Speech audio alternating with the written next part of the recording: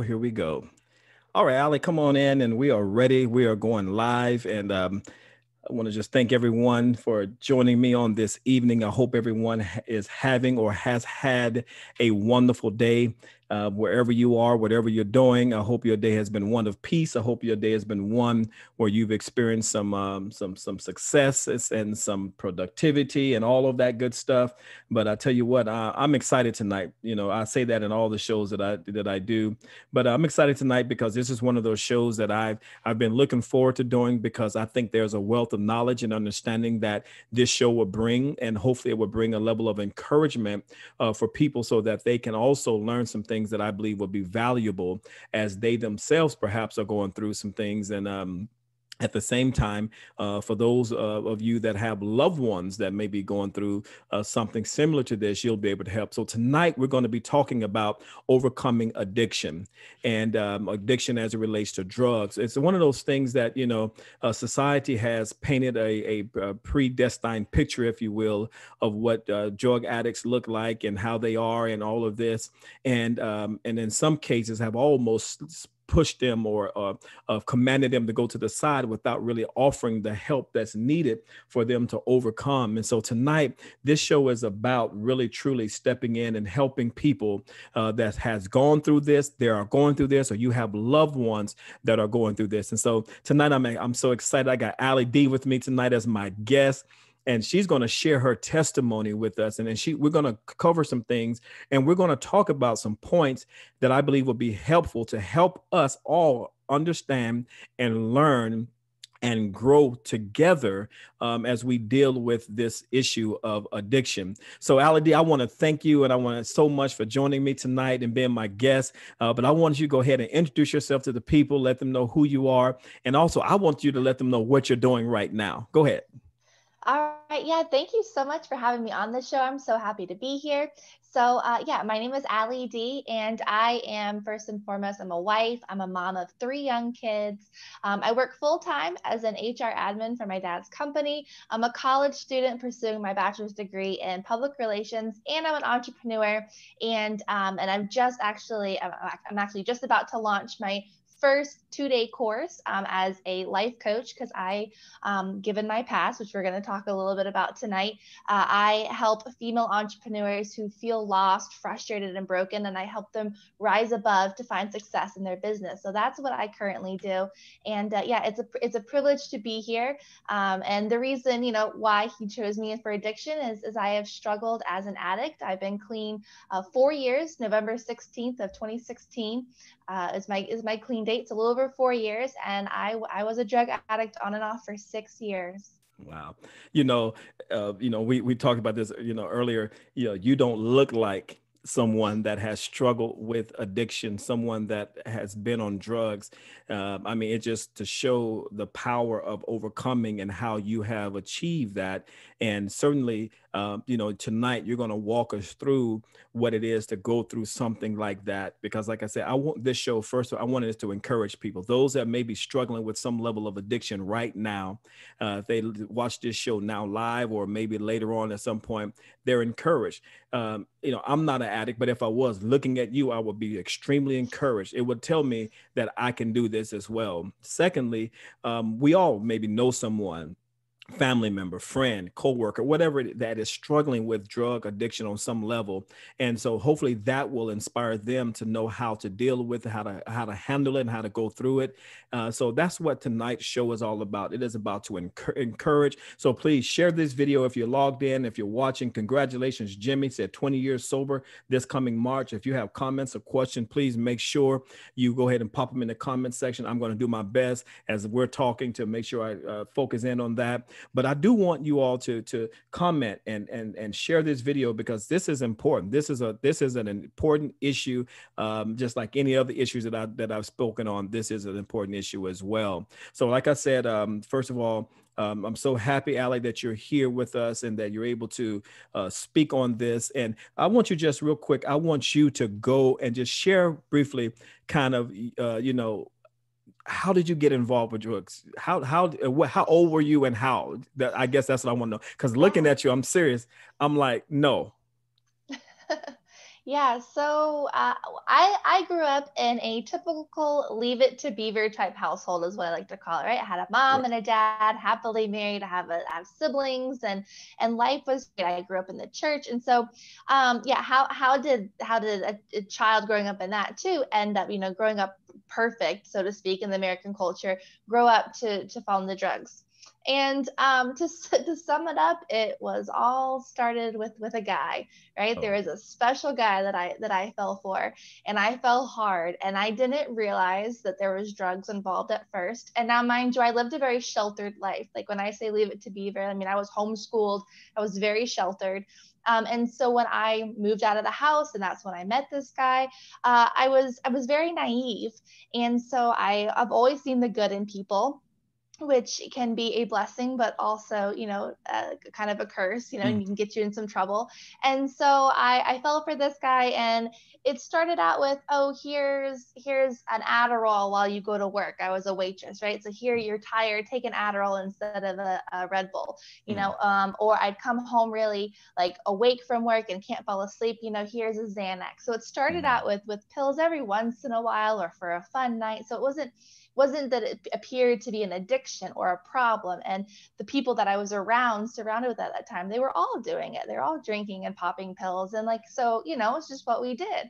So I didn't think anything of it. And then that just kind of led into more, right? And then eventually there was marijuana. Eventually there was some synthetic marijuana actually at first, because that was legal. So I felt okay that I was doing legal, which that stuff is horrible, just so you know, like really bad. So then I moved. I was living in North Florida at the time. That's where I met him. I ended up moving down to South Florida, where he's from, and it just kept continuing. And I can't really tell you how it all happened. It's just, it happened so fast, right? Started Mm. with some pills, and then Percocets, like that was my thing. And so then I got pregnant. I got pregnant with our first child. And I stopped everything. Then I stopped smoking cigarettes, drinking pills, everything. And while I was pregnant, I was actually going to like the Al-Anon meetings, right? That's for the family members of addicts, because Okay. he was starting to do heavier drugs such as heroin. And I never pulled myself away from that relationship, because I loved him so much, and I was going to stand by him, and he was going to change, and things when our son was born were going to be different, right? All these Hmm. thoughts. And so then our son's born, and I can't really tell you what happened, but about 3 weeks to a month after our son was born, I started using too. And when I look back on it, I think that it's had a lot to do with pain that was going on in my life. I was hurting as a new mom, and I feel like I had some postpartum depression. And then he was using, so I had that stress. Also during this time, I was pretty much estranged from my mom, who I had a very close relationship with, and my dad. So there was a lot going on in my life, but long story short, speeding this up, it led to heroin use, which then led to, he brought home something else, and it was crack cocaine. And those were the two main drugs of choice. I say I did pretty much everything but meth. But at one point, it got so bad, I don't know what I was doing. I could have been doing meth too. Not that one is better than the Yes. other, but it led into that. So that's kind of the Wow. progression of how it happened. So, to recap, you fell for a guy. This guy you thought, was going to be your knight in shining armor. Yeah. You fell in love with him, and he himself was doing things. And maybe this is a lesson to, those of us out here, is we have to be careful and mindful who we connect ourselves with, because association is a powerful thing. Sometimes we don't understand how powerful association is. But so I mean, so you fell for this guy.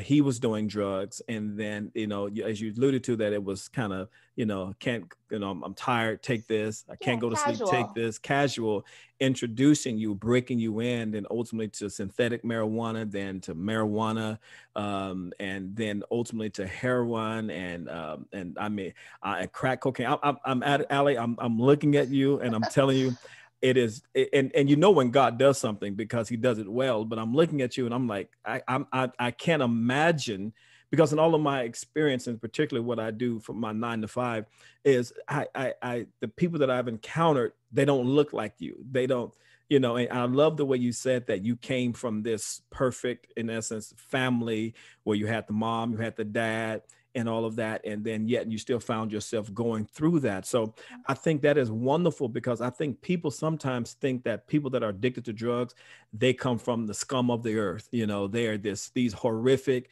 people that don't have a clue, born in the backwoods somewhere in nowhere land. But it can be the person next door. It can be the person in the White House. It can be the person in our house. It could be the person next to our house. We just never know. So now I want to touch on something that you said. You said that you was experiencing some pain, and so and maybe that was part of the reason. And I've heard this because, and I'm a student tonight because I want to learn more about addiction. I really do, because I want to be able to help people. I want to be effective in helping, and I think the only way you can help is if you have a level of understanding. So pain, did pain contribute to you doing drugs? Absolutely. When I look back on it, so when I was first doing it, it was, a fun time. I didn't think anything about there was any pain in my life because I was 20 and I knew everything and I didn't need my parents being, negative Nancy's. And, so Hmm. and it always felt good, right? That's why people start doing drugs too. It feels good, Right. usually. But looking back on it, yeah, there was a lot of pain in my life. The way that I had moved out of my house, and not saying it was anything wrong that my parents did, but let's just say like I was given a couple days to leave because of the lifestyle I was living in. I had a younger sister still in the house. So they were like, Yeah. you're 20 years old, you want to live that lifestyle, go out on your own. And I took it really hard. I took that as rejection. And that's when I learned that I have some major rejection issues. Hmm. And even like today, I know it's a little off topic, but like if someone doesn't want to be my friend, like Hmm. that's something I've had to learn to be like, Right. not everyone's gonna like you, Allie. Like it's okay. So that hit me really hard when they asked me to leave home, and so Mm. that was a pain. And then the pain of just trying to figure out life. Like I said, I was pretty sheltered. Thankfully, I was taught a lot of life skills, but being taught life skills and then living them, two totally different Yeah. things. I'm trying to pay rent and do everything on my own, and I didn't have that great of a job as a server. And then I had also ended a relationship with someone I was supposed to marry, like right before I had moved out. So a lot of Hmm. things happened right before I moved out and met this guy. And then with our relationship, like, there was definitely ups and downs, and he wasn't true to me, and it was a very toxic relationship. Let's just put Hmm. it that way. It was very Right. toxic. So yeah, so there was a lot of pain that was there. Yeah, so pain contributes, and I want to say maybe to the parents out there that's watching this right now, and once again, please share this video. Maybe you're a parent and you have a child that's perhaps going through some level of drug addiction or dealing with addiction on some level, whatever level it is. And I remember being a younger, and in high school. And one of the things that my dad did for us is that we would watch movies and I still remember this, on drugs, of kids being in high school, being athletes, and then they do drugs, and it ends their essentially their career, their life, and all this. And we will watch that, and so he was letting us know that this is not something that you want to do, because I remember the crack era when the crack was hitting, and it was like the thing, it was all over the place. And so with the things that my dad had instilled in us, and particularly me, whenever I went and if I saw that or was offered that stuff, the only thing I could hear was my dad's voice. Like, don't do that, don't do that. And so parents, continue to love on your kids, continue to teach them and show them a better way. Don't just say don't do it, but go further and tell them why not to do it. And oftentimes as parents, we just say don't do it and we leave it there. But I think we need to teach a little bit as well. So as I'm listening to you, I want you to share with us, and I have some points some questions that I have, because like I said, I'm a student. I want to learn more about this. In what ways does addiction negatively impacts a person's life? So what? In all ways.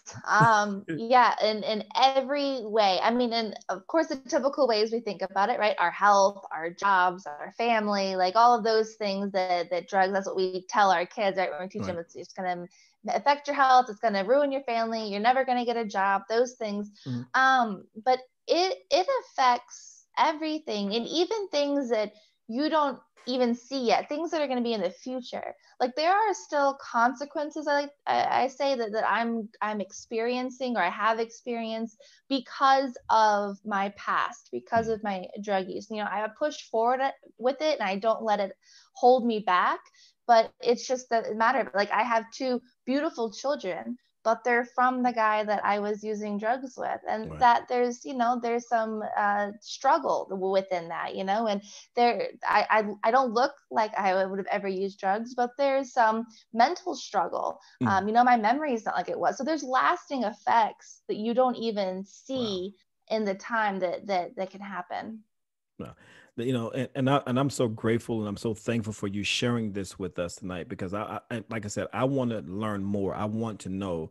And you're saying that here, you've been clean and you've done this, and now, you've done that. Now you're clean and you're progressing, but yet there's still some things that you deal with because of those decisions that you made. You said like memory loss, things like that. And so I'm listening to this and I'm still encouraged because I'm looking at you, and I'm looking at all that you've accomplished after the fact. And I'm hoping that people are understanding that this can truly be an encouraging moment. Now let me ask you this here, what made you say, I got to do better than this? I mean, what drew you to that point where you was like, I'm not doing this anymore, I'm done? Yeah.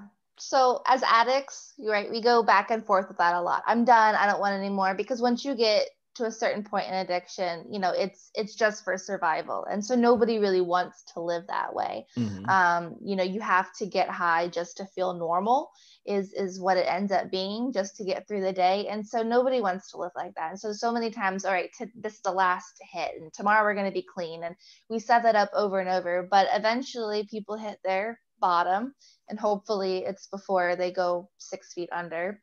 And so my bottom was that I was a functioning addict, so I had a job. So that was the other thing too, which we could touch on later too. But Hmm. just people didn't realize that I was an addict necessarily. I mean, they might have known something was up, but I was always able to blame it on like stress in my relationship or something. Hmm. So I was working in a law office actually, and I was just sitting at my desk, and I just knew I couldn't do this anymore. I'm a big believer in God, so it was like he just touched me and was like, Allison, you've got to get out. Hmm. And it was either stay in what I was doing, or I was going to lose my kids, and I was going to lose my kids by either dying or by having them taken away from me, because I Hmm. had quite a few CPS calls. And I knew it was just a matter of time. It was just a matter of time before I either died or I lost my kids to the system. And that's really was like the final touch. And on that day, without going into it too much, on that day, my mom was actually coming to pick up my oldest child, my son. She lived a couple hours away, and she was going to come pick him up for a little bit. And it was like I was just told, in my heart, grab a bag, pack what you can, go meet with her, and when you drop your son off, maybe you can go back home. Hmm. And now they had no reasoning to ever let me come back home. I'd actually gone to their house at one point to get clean and went back to my lifestyle. So it was like a humbling, it was like a prodigal son Yeah. experience. Yeah. And so yeah, so that's what made me get clean. It was my kids. Yeah. Wow, that's amazing. Let me ask you this question in your experience. And, it was almost like your parents was giving you some tough love. You're 20 years old, you're living a lifestyle certainly that you would agree what that wasn't good for you. They love you as your as their child, their daughter, and certainly they don't want to see you living that lifestyle. And so, what would you say? Because I'm hearing like they gave you tough love, and I think that had to be one of the most difficult decisions that they had to make. Here is my daughter that we love, but she's living this lifestyle that we don't agree with. And we have a younger daughter that we still have to think about. So either she has to get right or she has to go. I'm thinking like being in that position, I'm as a parent, I'm serious. Do you think that was the right decision? Yes. Did I think that then? And for a long time, even after I came back home? No, because I was just mad at them. I felt rejected. I felt Right. abandoned. I felt like they didn't love me. And we were always so close. So why now, even before I got into all the drugs, were they, kicking me out, so to speak, like Hmm. this? and then while I was using, of course, there were times where we were clean for a little while. Didn't usually last. It wasn't always crazy, but I just always I had to protect the guy that I was with. That's how I took it on. So I always played like everything was fine. Mm-hmm. And again, I was a functioning addict. Nobody ever knew when I was using, but my mom did. Like my mom and I are close, so she knew. And looking back on that now, it was the best decision, because you can't enable an addict. If you enable an addict, you're leading them to their deathbed. You Wow, really are. that's powerful. And my parents didn't do that. And as much as it hurt then, now looking back on it, I mean, they did the best thing for me, because had they been sending me money or pretending like everything was fine, um, I probably wouldn't have turned to them when I wanted to get out, and I wouldn't be clean. And they've given me that tough love even when I came home, right? There was curfew, so to speak. There Mm-hmm. was, accountability. There were rules. There was Mm-hmm. like being a child back at home. Like there were rules I had to follow. There was trust I had to rebuild. But looking back on it, that was the best thing that they could have done for me. And yeah, I can't imagine now that I have my own 3 kids. I pray over them all the time that Mm-hmm. they don't live that kind of lifestyle, because I Yeah. can't imagine that stress that I did put on my parents when they didn't know exactly where I was, what I was doing, if I was gonna live to see the next day. Wow, that man, this I'm so happy. I'm kind of getting touched by your story and everything. I'm so happy that we're having this conversation because, you know, it is one of those conversations that maybe, well, not maybe, we need to have. We need to hear. We need to hear from people that are going through it. Then we need to hear from people that's gone through it. They've come out of it, and now they can reach back and pull other people. I often say that you're not truly delivered until you reach back and pull other people out that from where you were. And I think that's one of the signs of deliverance and the signs of victory when you say, okay, I'm out now. So let me help bring somebody else out. And as a parent myself, and thinking about having to make a decision like that, and you said it was the correct decision, and certainly, of course, at that time, as you alluded to it, you didn't think, oh, how could they do that? I'm pretty sure you had all kind of thoughts running through your mind as that was happening. But I applaud your mom and dad because they saved your life. Let's They call did. that what it is. They saved your life because, as you stated, enabling can lead to death.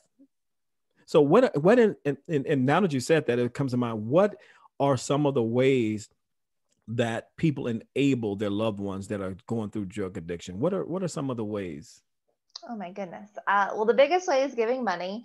Addicts can be very convincing, and they'll break you down, right? So they'll keep asking and asking and asking, and they'll make you feel bad. We become narcissistic and Hmm. play on emotions, right? And so, we'll keep pushing for that money. And so even if it's just $5, like, do not give an addict money. If you know someone is an addict, don't give them money. If anything, if they need something, go buy that something.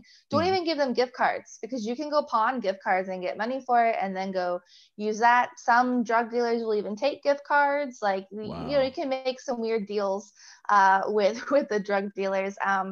There was one year we got nice Christmas gifts, and we actually, because we were friends with the drug dealer, he took our Christmas gifts. So don't buy anything nice. Don't Wow. give them, yeah, don't give them money. Don't give them gift cards. If you want to help and you feel like you need to give them something, like give the like bare life necessities like water and food, and make sure like maybe give them a place to stay. But even that is really risky because they'll probably steal from you. Hmm. Um, so you just have to use your discernment. If you know they're an addict, and like we said, tough love is really the best thing you can do. And I can't imagine having to shut my door to one of my kids and saying, no, you can't stay here. But having been an addict and knowing that there's been times where I have stolen from people that have let me stay with them, or Hmm. trying to help me, um, that's enabling. They have to feel the pain and hit that bottom before they ever gonna have a chance of Wow. getting clean. And that's why I stayed in it so long, was because the guy that I was with, his mom, she loved us to death, but literally almost loved us to To death. death. Hmm. If so, and she meant well, but by always giving us a place to stay, and I never had to worry about, diapers for my kids or food, like I knew she'd provide. Then we spent everything else on drugs, and that's what happens. Wow. Thank you for being so transparent and teaching us. I'm learning. I really am. And, I think that what you said is so true as it relates to enabling. Oftentimes we think we're helping, but in all actuality, we're hurting. And, can I get $5 for food? Well, I'll just go ahead and drive down and get you some food and I give you the food. How about that? So that we aren't enabling. And I really appreciate how candid you are with us and how you express that. Also appreciate your maturity by saying that your mom and dad was right by putting you out, because that shows a lot of growth, and I really do appreciate that. And that's and tough love sometimes is sometimes the best love needed at a particular time. But it sometimes is the most difficult love to give, and definitely the most difficult love to receive. But I'm so glad that you are where you are now, and you have overcome, and you are sitting here and doing wonderful things in life. And at the same time, I want you to know you're inspiring people right now as you speak. You're encouraging people right now as you speak. Whomever is watching this, if they're sharing this video, whoever may look at this video down the road, you are definitely inspiring people. Now, I want to ask this here because, they say when a person is arrested and they go to prison or they go to jail and they have loved ones, the loved ones feels like they're doing time with them. It's almost like, you imprison the one, but it's almost like imprisoning the entire family. What kind of impact does drug addiction have on the family? Well, it's funny you mentioned, not funny, but the prison thing, because so my ex, he never went to prison, but he went to jail multiple times during, our relationship. And so yeah, it is very much like you're in jail with them. Yeah, you have the same freedoms, but we used to argue about that because he'd be like, well, you're out free, and I'm like, but I'm here just like living each day waiting for you to come back out, right? And so it Mm-hmm. does kind of make you feel like that. And so I'm so sorry. I talked about that and I totally forgot what your question Okay, what no your problem. question No was. problem. No, I was asking about like family. How can it have a negative impact on Oh, yes. family? Yeah. Yeah, it has a huge negative impact. I mean, we just talked about what my parents went through with me. And I mean, the stress that I know that I caused my parents, like, I mean, I'm sure that that aged them even more. You go through that stress and that worry. So that's a negative impact. My sister and I are thankfully really close again, but I missed like all of her high school years. We're 7 years apart. So when I moved out, she was like 12, Mm-hmm. 13. She was just going into her teen years. But then I missed her high school. I missed her first boyfriend. I missed, all of those things that you're close with your sister for. And I Yes. missed all of that. And so that's a huge negative impact. When I, talked earlier about consequences, those are some consequences that carry over. And there's, still some hard moments that we deal with because of it. But yeah, I mean, there in your family, maybe you are with someone or you already have your own kids, like there's negative impacts there. I am so thankful that my two kids I have three now, but the two of them were young enough to not remember any of that. Mm-hmm. They won't remember, their mommy high. They don't remember drugs being around the house. And so I'm so thankful for that. But that's a huge negative impact if your kids are seeing you like that. And so there's a lot of negative impacts that drugs have on family. You have to go to funerals. Mm-hmm. The year that I got clean, within the first year and a half that I got clean, I lost 5 people that I knew, that I used to hang out with, Wow. and 2 of them were actually very close to me, because of drug overdose. And Wow. I just kept thinking, had I not gotten out of that situation, I probably would have been right there with them, Yes. because like I said, they all died about the year after I moved away. So yeah, there's a lot of negative impact. There's nothing positive about doing drugs. Yeah. And I'm listening to you and I'm thinking like, okay, as your family, and I wonder, I don't know if someone can pull this stat up or if somebody knows this offhand.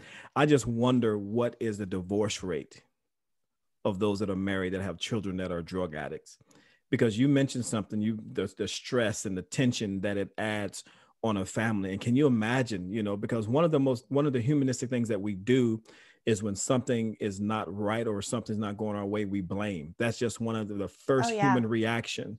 And so I'm thinking like, okay, here you are, husband, wife, mom and dad, and you've provided the perfect atmosphere for success for your children, and then all of a sudden you decide to do drugs and then ultimately become an addict. And then there you are, doing your thing. And then, I mean, I'm thinking as a father, you've been a daughter, I'm thinking like I'm ready to go kill a drug dealer. I'm just being real. I'm ready to go and Yeah. who's giving my daughter this, even though I know it's your choice. That stuff plays in your mind. And so I'm thinking like, okay, I wonder what that divorce rate, because that can cause stress. Is it your fault? Well, if you wouldn't have, been so lenient on her, well, if you would have maybe talked to her more, I Well, just can especially if imagine. the addict dies, because I do know, I mean, I don't know what the percentage is, but I do know the divorce rate is higher amongst people that have had a loss of a child, because Mhm. there's, that tension and people grieve differently. And so there's, you're not grieving the same as I do. You don't, there's all the Yeah. different reasons, but yeah, especially if they lose a child like that, then yeah, the divorce rate certainly. And I know my parents, didn't see eye to eye the whole time. My mom and I were very close, and obviously I never could listen in on their conversations, but Mhm. I can just imagine there being times where my mom wants to be more lenient or something. And my dad was the one that was really like, no, he was a real tough love. Like, he didn't speak to me for like 2 years. Like, Mhm. we'd see each other at family gatherings and he wouldn't say a word to me. Wow. But we, not that we weren't close beforehand, but I was always closer with my mom. Mhm. Funny thing is, now that I've moved back, him and I are much closer than like we've ever been. We're super close. Wow, that's wonderful to hear. I'm so glad that you are, have been restored and those relationships have been reconciled. That is wonderful. And like I said, the stress that it causes on a family, I can, and the tension that it creates in a household. I mean, that is just, to me, one of those things that can. How can a person carry that? How can a person? Now, let me ask you this: at any time, because they say that sometimes addicts only think about themselves or their next high, right? Yeah. So at any time when you was in that situation, did you think about my sister? What type of image am I painting for her? An example, I'm looking at what my mom and dad, what they're going through. At any point in time, that cross your mind? Did that kind of come into play? So for me, when I was in that lifestyle, like I said, for me it was on and off. So when I say I was a drug addict, I mean I was, but every time that my ex would go to jail, I would get clean. Um, Mm. I have found that my real addiction was to our toxic relationship, and I would do anything and everything that he was doing, or just to be with him. So while yes, I do have a drug tendency and an addiction, Mm. and still have to watch that with any type of pain medication or Mm. anything. My real addiction was to this toxic relationship. And so I never really thought so much of what kind of lifestyle am I portraying for my sister, or heartbreak to my family, because this whole time I'm being felt like they did me wrong. Wrong. Right. Like they kicked me out, and so I didn't care what they thought. I was going to live life my way, and that was the mentality I had even when I wasn't using. And of course my ex played into some of that as well, with siding with me. And your parents, he never said your Oh yeah. parents don't love you, but basically like, I'm the one that's here for you, your Hmm. parents aren't, Oh yeah. so that's how I saw it. But yes, there were, at the same time, there were many nights where I cried so hard, because I missed my sister and I missed my mom, and I missed the relationship that we had. And no matter how old you are, like, you always need your mom at some Hmm. point. Maybe not on a daily basis anymore, but you always need your mom at some Yes. point, right? So birthdays would roll around, and Mother's Day, and just sometimes out of the blue, I would miss my mom and my sister. And at that time, like, my sister wouldn't really even talk to me when we visited. So that was hard. That was hard. And so I did think about them, but not in the way of what kind of image am I portraying, because in my mind they left me, and they turned away from me. And so I was the one that was mourning a loss of somebody that was still alive. That's how Hmm. I felt. So, but it's good that our relationship's been able to be restored. That in itself is a miracle. That's wonderful. And, and I appreciate, like I said, because the psyche, the mindset of the mentality of someone that is going through that's addicted to drugs. Like I said, I often heard that they just think about themselves, and, felt like a victim. In essence, what you're saying is that, okay, Yep. my mom and dad kicked me out. How could they do that to me? They're supposed to love me. And so what I'm hearing is that maybe there was some rebellion and Oh also yeah. a lack of taking or assuming responsibility for the decisions and choices. And because in life, that's what we do sometimes. We don't assume the responsibility for those choices. We want to, like I said, we cast blame Absolutely. on this or that or the other, or rather than dealing with the real issue, we start saying, well, no, it's them, because if they wouldn't have done that, I wouldn't be in this position. All these different things that come up. And and I think that maybe the reason why as a society we don't really deal with this issue, because once again there is a lack of understanding as to how we should view someone. No, in my world, my 9 to 5, drug addicts are just like, oh, they're just scum, they're just this, they're just that, they're nothing, they are in that situation, that's what they get, they shouldn't have made those decisions, those choices. And whereas I kind of look at, I don't know, maybe it's my heart and my compassion. I look at people like, man, that's somebody's daughter, that's somebody's son, that's somebody's mother, brother, sister, husband, wife. That's kind of how I view people sometimes, and it helps me stay compassionate and not have that hard edge as to where I am now becoming so critical, to the point that I can't help or won't help. And because I do understand that there's now, you said something earlier, you said like the effects of what you've done, like the memory part of it. Now, when you're addicted to drugs, isn't there like a physical pull there? Because I understand that, because I've seen people that have had to go through like this whole clean when they get arrested, and and it's I've seen it with heroin, alcohol, Yeah. and meth. Those three things I've seen it with, and they're horrible. Yeah, those are the worst ones, but all drugs have a withdrawal effect. Mm-hmm. And yeah, that's a huge reason why addicts can't get off of them. That's a huge reason why people stay addicts. Like I was saying earlier, there's many times I'm like, okay, I'm not going to use after tomorrow or after this day, but you keep going back because it comes to a certain point where you use just to feel like your normal self. Mm-hmm. And when you start withdrawing, when it's been so many hours since you've had, any type of hit, then you go through physical pain. You go through sweats, like I'm talking about like drenching your clothes. You go through cramps, your whole body feels stiff. I remember when I went through my withdrawal from heroin when I moved back with my parents, and I just quit cold turkey, and my legs for like weeks, like 2 or 3 weeks, just felt like I had ran a million miles, and they were just cramped up. You can't eat, but you're kind of hungry still. Yeah. You feel nauseous. You're just, the whole digestive system is sick. Let's just put Yeah. it that way. Yeah. Yeah. You have back pain. Oh my gosh, the back pain is atrocious. I've given birth to 3 kids, and it's like worse than back labor. So any women that are watching that maybe have had that, it's bad. Your nose starts running. Those are like the first signs too that you're going through withdrawals. Your back starts hurting and your nose starts running, and then you're like, oh no, here it comes. And it just progressively gets worse. You get headaches. Did I mention you sweat? You're like Mm-hmm. cold, but you're Mm-hmm. sweating, and it's just miserable. I can't explain how miserable it absolutely is. You can't sleep. If I mentioned that one, you can't sleep. You had insomnia for weeks. Oh, wow. I would sleep for like an hour, 2 hours, 30 minutes. And so you're tired for like 2 to 3 weeks. So those physical elements to withdraw, yeah, people don't want to feel miserable. They want to feel better. And as soon as you get that hit, your whole body goes back to feeling normal and you can function. And so yeah, it is extremely, extremely hard to quit, especially if you're a functioning addict like I was holding a job. For me to quit using drugs, I would have probably lost my job because there was no way I would be able to function at Mm-hmm. work while withdrawing.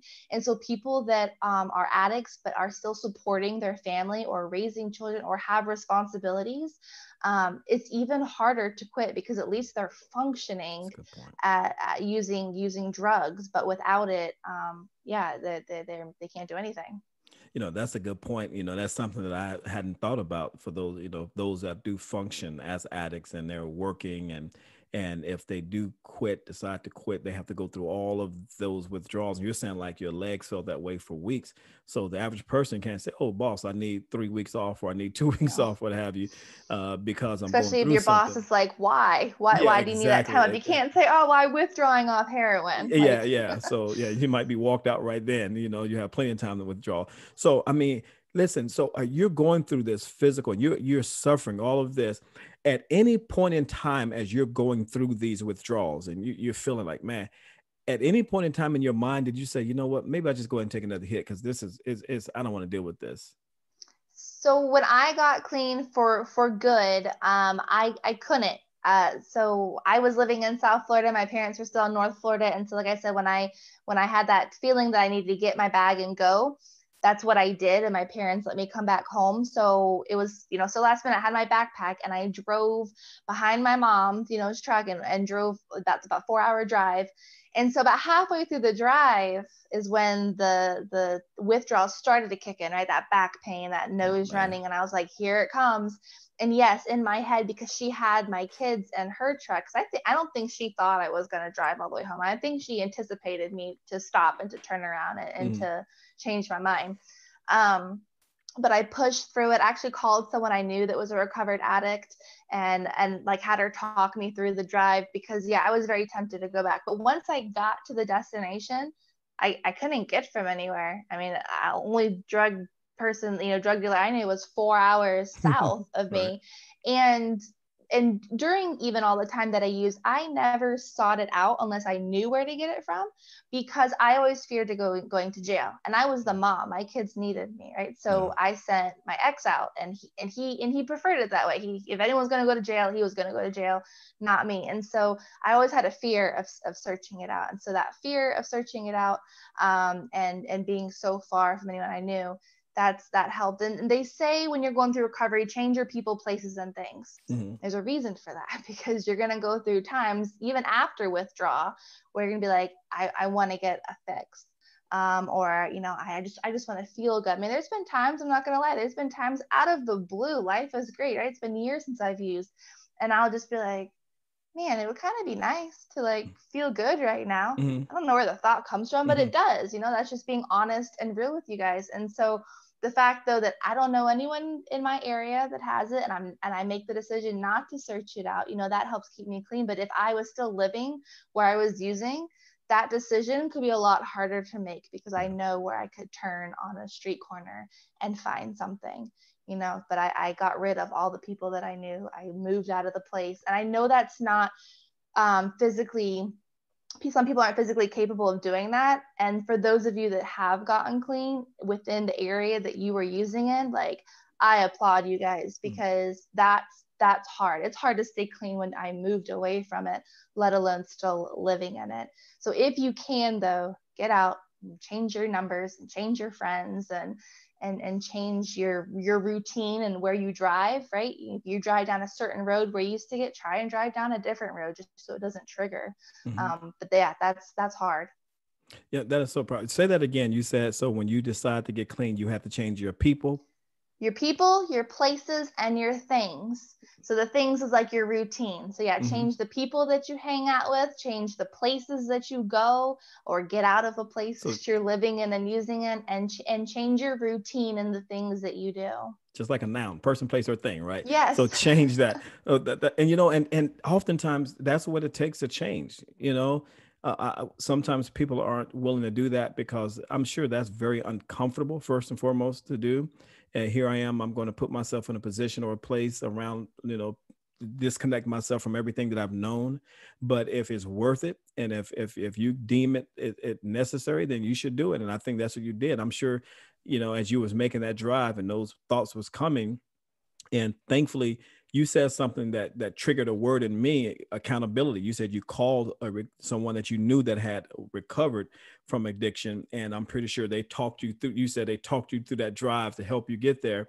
And so, that's what people need to understand too, is that it takes some level of accountability. And I think sometimes as addicts, they don't want that accountability because they know No, accountability comes responsibility, that's and they don't right. want that. But you made that choice or that decision that night as you was driving behind your mother to, let me make this call. So Yeah, that's yeah, yeah, absolutely.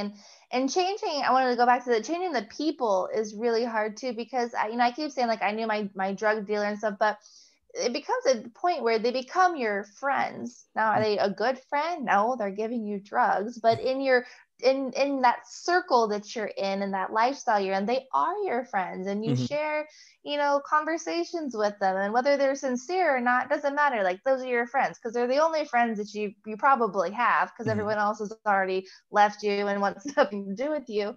But so even when I moved out from that, like, that was kind of hard, that I lost the people that like were my friends. And it took a good couple months into recovery to be like, oh, those people were never my friends. They're not trying to call me now or Yeah. like, anything. They don't want nothing to do with, but that is difficult. And yeah, you have to have accountability is so so important. And that's why they have all these meetings for addicts. And it can be hard to go and to share, and we tend to not trust anybody, and we're Mm-hmm. not exactly trustworthy for a while ourselves. We don't open up to people. A huge reason why we use is because, going back to what I said, we have pain and we don't want to share that pain with everyone else. And that's hard to deal with, and it's hard to face. We're used to masking it with the drugs. We're used to not dealing with it ourselves. So how are we going to, like, have someone else's accountability? And we don't want other people in our business, right? Because Mm-hmm. we're typically shady and doing our own thing. Right. But that's the change that you have to make. It's a huge change you have to make. It's not just that, okay, I'm going to stop using. It is, you have to change your lifestyle. You have to change your friends. You have to change your mindset. And I'm really big on talking about mindset, because people ask me, how did you get clean? Like, how, like, what did it for you? And I say, my kids pushed me to do it, but what's kept me clean is my mindset and the fact that I'm determined to stay clean. Because like I said, Mm-hmm. I could go and find it in the area I live in if I wanted to. There's still moments where I may have a weird craving that come out of nowhere. But it's a mindset and it's a choice that you have to make. It's a hard choice, especially in the beginning, and you're in physical agony, but you still have that choice. Yeah, and what you're saying, the accountability piece, how important that is to have. And you said, of course, that a lot of the people have already pretty much separated themselves or distanced themselves from you because of your own actions. Now, I want to ask you this question. It's not like a trick question, but it's like you said about pain. Now, did you have pain before you started using, or did you realize you had pain after you started using? Does that make sense? So the pain started before I started using. Okay. Okay. So, but I didn't realize it till after I started using, Hmm. and really after I started going through a process of staying clean. When I'm pretty intuitive, and so while I was using, like, I knew I was probably masking something, but what it was, I didn't know. And it wasn't until like year two, yeah, about 2 years ago, that I really started kind of piecing it all together. And even though my parents and I had been working on a relationship before then, right, as soon as I moved back, which was 4 years ago, it was really like the first into second year that I was like, oh man, I had a lot like against them, and these rejection issues, Hmm. and then issues that have developed from the toxic relationship. And so that's kind of when I was able to piece it together, and why I stayed in that using pattern. Oh, that's amazing. So that, because I think, sometimes I think someone had posted a comment about, oftentimes addiction is rooted in some level of pain. And, and that can be true for some, may not fit everyone, right? It may not fit everyone. But I think, or some type of trauma, I think they said, Dominique said some level of trauma. And I love the fact that people are sharing, Jimmy is sharing his story, how he, and if it goes back to like the tough love, he said it came to a point where his mother said, "No more. I'm not helping you anymore." And Yeah. essentially, and that was his changing point. That tough love. So I'm sitting here, Allie, and I'm listening to you. Your story is amazing. It's really encouraging. It's inspiring. It's touching me, and I know it's having a positive effect on those that are watching and those that will watch this show in the future. And I want you to take a moment. What would you say to someone right now that's struggling with addiction? Encourage someone that's struggling right now. They're in that moment, don't know what to do. They want to, but feel they can't. You take it moment by moment. If you've ever been in a recovery meeting, they say take it day by day. No, you need to take it moment by moment, second by second. and you keep reminding yourself that you're worth it and that you can do it and that the pain will pass. Mm-hmm. Like, I think that's a really, really important phrase right there, because whether you're trying to stop and you're in physical agony, or you know that there's mental, or heartbreak, that there is pain in Mm-hmm. using. Maybe there's pain that you've caused because you're using. That pain will pass. There is light on the other side, but you have to take it moment by moment. Like, don't think about what's going to happen in 5 years. Don't think about what's going to happen in 5 minutes. Just make the decision every moment that, each moment as it comes, that you're not going to use. You're not going to pick it up again. Wow, And it will get easier. It that's will. powerful. That's powerful. And what about that family member, that mother, that father? I mean, I want to just give your mom and them a hug for just doing what they did, because that had to be tough. I mean, God, I mean, that had to be tough. So, what would you say to the family member that's going through right now, watching their loved one, you know, go through Never addiction? stop praying. Mm, Never stop praying. When I came home, we had to get gas before we made it all the way back home, that 4 hour drive. And I'll never forget, my mom hugged me and said, 5 years of prayer and he's answered it.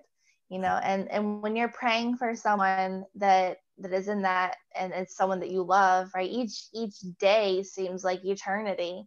mm, And so for 5 years, but she said, 5 years and it worked. He's brought you home. So never stop praying, never give up on someone you love. It just, some people take that and never give up, and they don't enable. You have to give them tough love, but never give up on them. Always pray for them. And when they hit their bottom, if they reach out, do what you can to help, but you have to, how do I say this? You have to watch for yourself and guard yourself a little bit until they've earned your trust back. And I know that can be hard to do. So when you love wants to come back home and get clean, you're like, oh yay, so excited. But as the addict, I'm telling you, you got to guard yourself a little bit till you've earned back that trust, but never, ever, ever stop praying for them. wow, that's I'm listening to you, man. I'm getting a little. I had something in my eye for a minute. That's what it was. This fan that's in my face that's not on, but I'm listening to you, and that's so true, because I think the easiest thing is to enable, because we think we're helping, but you're saying never stop praying. And your mother said 5 years of prayer, and now the manifestation. Wow, that's awesome. And someone needed to hear this tonight, and certainly someone will be encouraged and inspired by this. And I think that this is one of those things, these issues that we need to continue to address in our society, but from the perspective as to, let's get the background, let's get the historical reasoning as to why people have made a decision to do what they're doing. Because oftentimes I say we try to help backwards. If we can go to the root of issues and we can kind of get down to the root, then maybe we can be more effective in our assisting and helping people, not enabling, but helping them from the root. And so, I mean, tonight I've learned a great deal from you, Ali. The way that you share, I'm wishing and praying much success for you and your family. You have an amazing ability to articulate your heart, which it comes across as sincere. You speak from a place of humility, which I appreciate. And I'm just praying that God would just do some amazing things for you, and that you would just blow up and blow up and blow up and continue He's to go already forward. done so many amazing things. My life is so, so blessed, and when I first started getting clean, the things that I thought would happen in 5 years happened in one, and he has just continued to bless me. And so I just walk with him every day. So I really appreciate you allowing me to come on this show and share my heart and share this, because it is very, obviously near to me. It's part of my life story. And like you said, you don't realize who addicts are. You pass them by probably every day, Yeah. and you don't always realize they're not always those people that you see on the street that Yeah. look homeless. Mhm. They can be your neighbor and your grandma. And so for me to share my story and let people know just to love on others, you never know what they're walking through. Yes. I really appreciate that opportunity. Thank you. Oh, appreciate. Ali, tell the people, share with them, how can they get a hold of you? Via social media, whatever. How can they get a hold of you? Yeah, so I have a Facebook. Let's see, I'm trying to think of what my hashtag, or not hashtag, but the thing, I think it's Allison .ford.18, and Allison is spelled Allison. But I will also be tagged in this video, so you can find me that way on Facebook. And my website's up and running. So I really just have Facebook right now. But if you have any questions or want to talk or need some encouragement, whether you're an addict yourself right now and you need someone to just understand you, to talk to, I'm here for you. If you have a loved one and have some questions, or need someone to talk to, you can email me, and that is aford02@gmail.com, and I would be happy to talk with you. Great. And now you mentioned that you have a webinar coming up, correct? What is that about? What is that going to include? Yeah, so I'm super excited for this webinar. It's February 4th and 5th, and it is going to be all about helping, geared towards entrepreneurs, but really it's for anybody. Right. And it's to help them overcome their past, their pain, and their fears. So things that we're talking about, the things that I have walked through, I have learned a lot about how to overcome the past, how to overcome your pain. And there's a lot of fears of the future that happen when you're walking through this. So I'm going to teach all that I've learned about that. Part of that will also include how to change your mindset, and how to adapt to change in your life, and how to find your true identity. So those are just a few of the other topics we're going to be talking about. That information is also on my Facebook. And I have a Facebook group. You can look up Rise Above with Allie D. That's my Facebook group, and I post inspirational things there every day. I do videos every week, and so really excited about that. Rise Above with Allie D. I'm so excited about your future. I'm excited about you right now, and I just see great things happening for you, and I appreciate your ability just to continue to press forward and stay focused. Being a wife, being a mother, having now you got 3 kids now, right? So three kids, pulling on you, and you have to go from being mom to wife to entrepreneur to encouraging to doing webinars to stop doing that over there. Eat your food. I wear many hats all at the same time. Wear all those hats. Yes. So you're doing a tremendous job. And I want to say thank you once again for being my guest on the show, because you're tremendous. You left a great impact upon my heart, and I'm sure those that are watching, and I truly appreciate you. And if you want to get a hold of me, you always can hit me on Facebook. You can go on my YouTube channel. Also subscribe to my YouTube channel if you haven't. Also, I post videos up, encouraging, inspirational videos. This will be on YouTube as well. So you'll be able to see this if we watch it on YouTube. Also Clubhouse, Instagram, you can follow me, just Gary Adams, you'll find me.